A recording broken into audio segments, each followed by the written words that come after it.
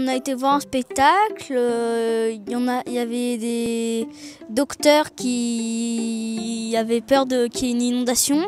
On nous a expliqué les inondations, les causes, ce qu'il fallait faire pour les limiter. On a parlé du petit géant bleu, que en fait avant c'était tout un peuple. Il fallait pas trop goudronner, réduire les gaz à effet de serre.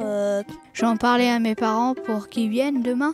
Je pense que je vais déjà respecter cette règle et après je verrai avec mes parents s'ils veulent bien le faire.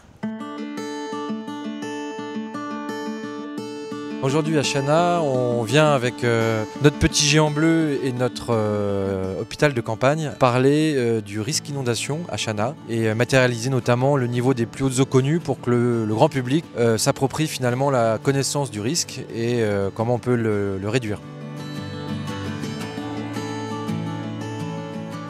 C'est une expédition qui est appelée renversante parce qu'effectivement ce petit géant part de la Méditerranée et remonte le Rhône jusqu'au glacier du Rhône avec 5 villes-étapes, donc on remonte un peu à rebours comme les saumons et on suit ce personnage-là qui est un peu notre personnage emblématique qu'on appelle le petit géant bleu et qui symbolise finalement la vulnérabilité de notre territoire à l'eau et de la population. À l'intérieur, chacun prend une blouse comme nous pour qu'on soigne finalement ce petit géant bleu et il y a plusieurs éléments qui permettent de comprendre où sont les risques d'inondation dans le village et ensuite parler de l'approche de réduction des risques d'inondation globalement à l'échelle du bassin versant du Rhône.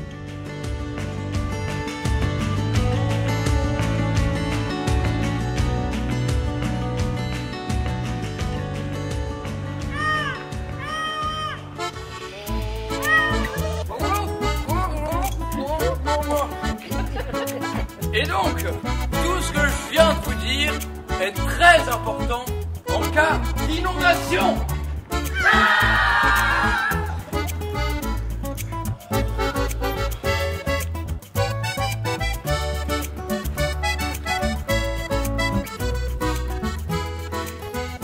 C'est un sujet grave qu'il faut s'empresser d'aborder de façon un peu ludique et un peu décalée. Donc c'est le principe de la médiation culturelle.